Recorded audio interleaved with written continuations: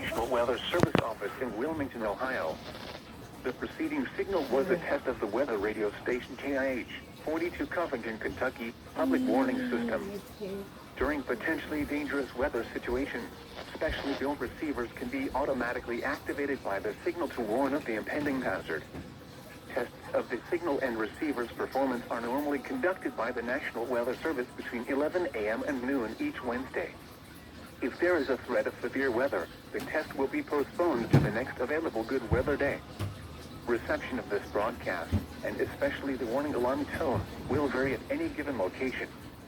This variability, normally more noticeable at greater distances from the transmitter, can occur even though you are using a good quality receiver in good working order.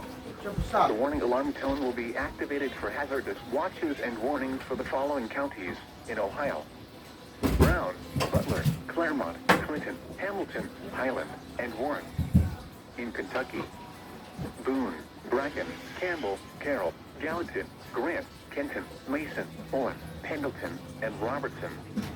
And finally, in Indiana: Dearborn, Fayette, Franklin, Ohio, Ripley, Switzerland, and Union. This concludes the weekly test of weather radio station KIH 42 Covington, Kentucky.